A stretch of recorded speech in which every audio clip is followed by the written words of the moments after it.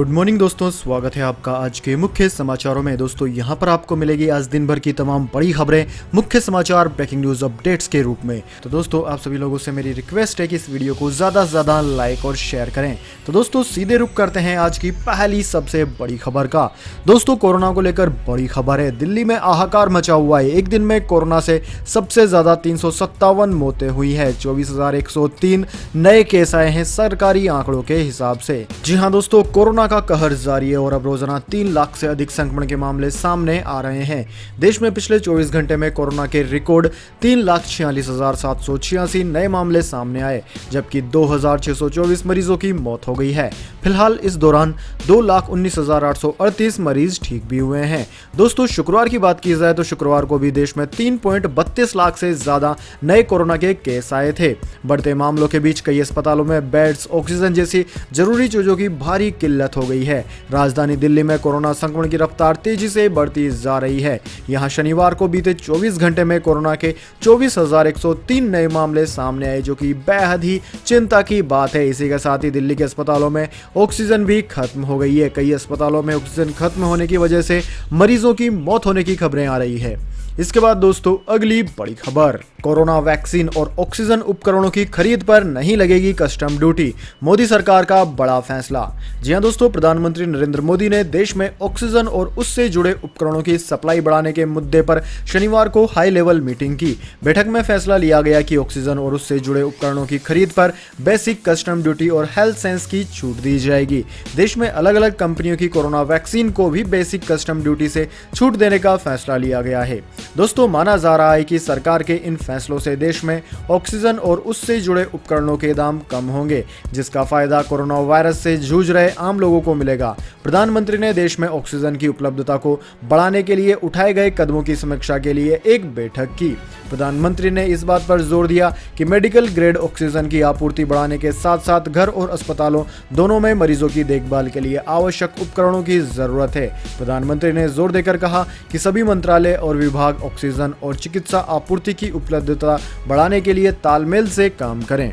इसके बाद दोस्तों अगली बड़ी खबर, शिवसेना ने कहा सुप्रीम कोर्ट अगर रैलियों और कुंभ मेले पर रोक लगाता तो इतने खराब न होते कोरोना से हालात।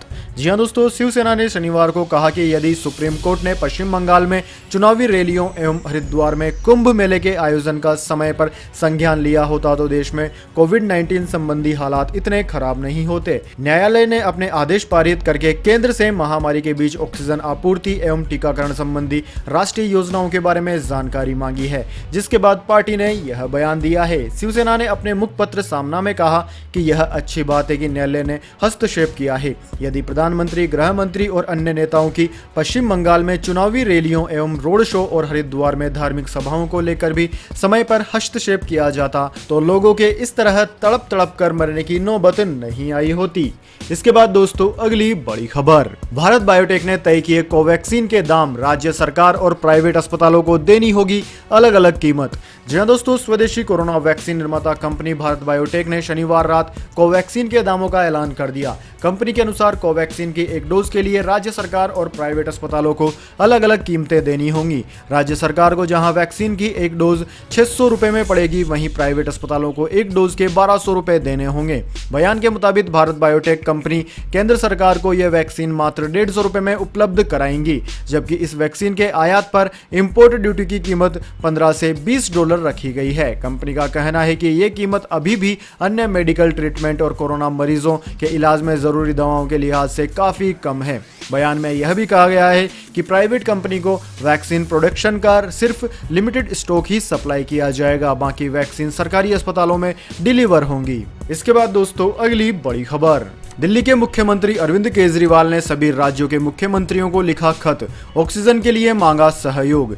जी हां दोस्तों, दिल्ली के मुख्यमंत्री अरविंद केजरीवाल ने सभी राज्यों के मुख्यमंत्रियों को खत लिखा है और ऑक्सीजन आपूर्ति के लिए सहयोग मांगा है।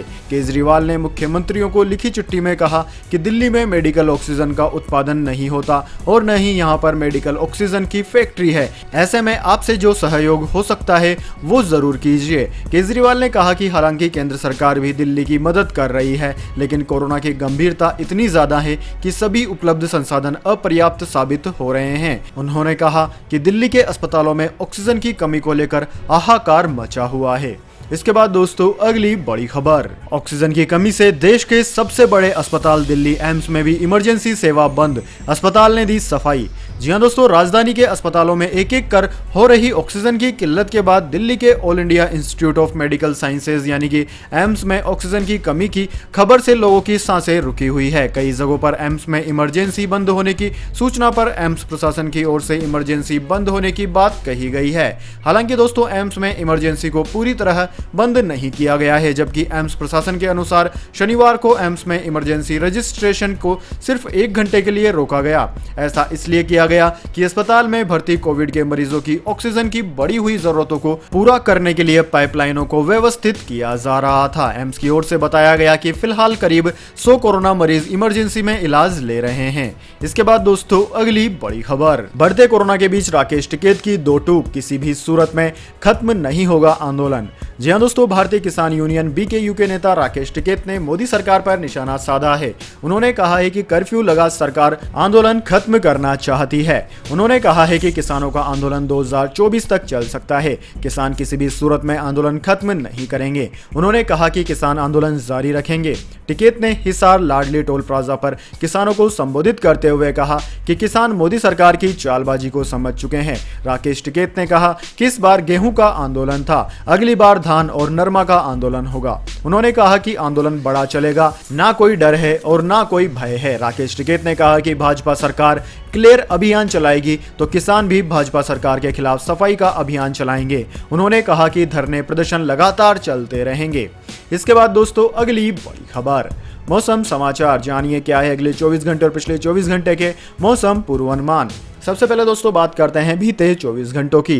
तो दोस्तों पिछले 24 घंटों के दौरान दक्षिणी आंतरिक कर्नाटक, तमिलनाडु और उत्तरी तटीय आंध्र प्रदेश में हल्की से मध्यम बारिश और गरज के साथ वर्षा के साथ कुछ स्थानों पर भारी वर्षा भी हुई है। हिमाचल प्रदेश और उत्तराखंड में हल्की से मध्यम वर्षा के साथ 1-2 स्थानों पर तीव्र वर्षा देखी गई। पंजाब और हरियाणा के कुछ भागों सहित रायलसीमा और तेलंगाना में हल्की से मध्यम बारिश हुई है। वहीं दोस्तों उत्तर आंतरिक कर्नाटक, तटीय कर्नाटक, ओडिशा, दिल्ली, पश्चिम उत्तर प्रदेश और अरुणाचल प्रदेश में कुछ स्थानों पर हल्की बारिश हुई है। वहीं दोस्तों आगामी 24 घंटे की बात की जाए तो अगले 24 घंटों के दौरान पश्चिमी विक्षोभ दूर हो रहा है, इसलिए पश्चिमी हिमालय पर बारिश की गतिविधियों में उल्लेखनीय कमी आएगी। वहीं दोस्तों अरुणाचल प्रदेश में हल्की बारिश हो सकती है। तमिलनाडु और दक्षिणी कर्नाटक के केरल भागों में हल्की से मध्यम बारिश होने की उम्मीद है। छत्तीसगढ़, तेलंगाना और आंध्र प्रदेश में हल्की बारिश के साथ 1-2 स्थानों पर मध्यम बारिश होने की संभावना है। इसके बाद दोस्तों अगली बड़ी खबर, सिंगापुर यूएई से ऑक्सीजन टैंकर मंगाने की तैयारी, गृह मंत्री अमित शाह का आदेश, बंद पड़ी यूनिट्स फिर से की जाएं शुरू। जी हां दोस्तों, कोरोना वायरस संकट के बीच देश में ऑक्सीजन की कमी को दूर करने के लिए युद्ध स्तर पर काम हो रहा है। प्रधानमंत्री नरेंद्र मोदी, केंद्र सरकार, राज्य सरकारें, स्वास्थ्य मंत्रालय, रेलवे विभाग, सेना, एयरफोर्स, पुलिस विभाग दिन रात लोगों की सांसें बचाने के लिए काम कर रहे हैं। सरकार विदेशों से ऑक्सीजन जनरेशन प्लांट मंगवाने जा रही है। ये प्लांट हर घंटे करीब 2400 लीटर ऑक्सीजन तक बना सकते हैं। इन्हें लाने का जिम्मा रक्षा मंत्रालय ने उठाया है। देश में हालात संभालने के लिए अब केंद्र सरकार ने एक नया फैसला किया है, जिसके तहत अब केंद्र सरकार सिंगापुर और यूएई से उच्च क्षमता वाले ऑक्सीजन टैंकर मंगाने जा रही है। इससे पहले जर्मनी से 23 ऑक्सीजन जनरेटर प्लांट हवाई मार्ग से लाने का फैसला हो चुका है। इसके बाद दोस्तों अगली बड़ी खबर, आईसीआईसीआई बैंक का स्टैंड अलोन प्रॉफिट 260.5% बढ़कर 4,402.61 करोड़ रुपए रहा। जी हां दोस्तों, आईसीआईसीआई बैंक ने मार्च तिमाही के नतीजे जारी कर दिए हैं। प्राइवेट सेक्टर के आईसीआईसीआई बैंक का मार्च 2021 को खत्म तिमाही में स्टैंड अलोन प्रॉफिट 260.5% बढ़कर 4,402.61 करोड़ रुपए रहा। पिछले साल इसी तिमाही में बैंक का स्टेट अलोन प्रॉफिट 1,221.4 करोड़ रुपए था। मार्च तिमाही में आईसीआईसीआई बैंक की नेट इंटरेस्ट इनकम 16.9% बढ़कर 10,431.13 करोड़ रुपए रही है। पिछले साल की मार्च तिमाही में यह 8,926.9 करोड़ रुपए थी। लोन पर बैंक की ओर से लिए जाने वाले इंटरेस्ट और एफडी पर दिए जाने वाले इंटरेस्ट के फर्क को नेट इंटरेस्ट इनकम कहते हैं। इसके बाद दोस्तों अगली बड़ी खबर, गोल्ड सिल्वर प्राइस टुडे, जानिए क्या है सोने और चांदी के दाम। दोस्तों सोने और चांदी की कीमतों में गिरावट जारी है। HDFC सिक्योरिटीज के मुताबिक राष्ट्रीय राजधानी दिल्ली में मंगलवार को सोना 305 रुपए घटकर 46,756 रुपए प्रति 10 ग्राम पर आ गया। पिछले कारोबारी दिन यह 47,061 रुपए प्रति 10 ग्राम पर बंद हुआ था। चांदी 113 रुपए गिरकर 67,923 रुपए प्रति किलोग्राम पर पहुंच गई है। अंतर्राष्ट्रीय बाजार की बात की जाए तो सोना $1768 प्रति औंस जबकि चांदी $25.90 प्रति औंस पर रही। इसके बाद दोस्तों अगली बड़ी खबर, नवाजुद्दीन सिद्दीकी का गुस्सा पहुंचा 7वें आसमान पर, मालदीव द्वीप जाकर छुट्टियां मनाने वाले सितारों की लगाई क्लास। जी हाँ दोस्तों, पूरा देश इस वक्त कोरोना वायरस की मार झेल रहा है। ऐसे में कई फिल्मी सितारों ने मालदीव द्वीप का रुख कर लिया है, लेकिन बॉलीवुड एक्टर नवाजुद्दीन सिद्दीकी को छुट्टियां मनाने का ये तरीका बिल्कुल भी नहीं भा रहा है। उन्होंने मालदीव द्वीप जाकर वेकेशन मनाने वाले सितारों को बुरा भला कहा। एक इंटरव्यू में बॉलीवुड के दिग्गज स्टार नवाजुद्दीन सिद्दीकी ने कहा कि ये सितारे ऐसे वक्त में छुट्टियों की तस्वीरें सोशल मीडिया पर शेयर कर रहे हैं जब पूरी दुनिया सबसे बड़े संकट में है। लोगों के पास खाना नहीं है और आप पैसे फेंक रहे हो, कुछ तो शर्म करो। इतना ही नहीं, फिल्म स्टार ने इन सितारों की क्लास लगाते हुए कहा कि वो ऐसा इसलिए कर रहे हैं क्योंकि उनके पास काम के लायक बोलने या फिर करने के लिए कुछ भी नहीं है। दोस्तों आपकी जानकारी के लिए बता दें, इन दिनों कई फिल्मी सितारे छुट्टियां बिताने के लिए मालदीव द्वीप की ओर निकले हुए हैं। इन सितारों में रणवीर कपूर, टाइगर श्रॉफ, दिशा पाटनी, आलिया भट्ट और सारा अली खान जैसे सितारे शामिल हैं। तो दोस्तों यह थी आज दिन भर की तमाम बड़ी खबरें। अगर दोस्तों वीडियो आपको पसंद आई है तो वीडियो को ज्यादा से ज्यादा लाइक और शेयर करें। और दोस्तों इस तरह की काम भी खबरें हर रोज जानने के लिए हमारे YouTube चैनल को सब्सक्राइब करके बेल आइकन जरूर से दबाइए। और दोस्तों कमेंट बॉक्स में बताइए कि आप कौन से राज्य में रहते हैं ताकि आने वाली वीडियोस में हम आपके राज्य की खबरें प्रमुखता से दिखा सकें। धन्यवाद। जय हिंद, जय भारत।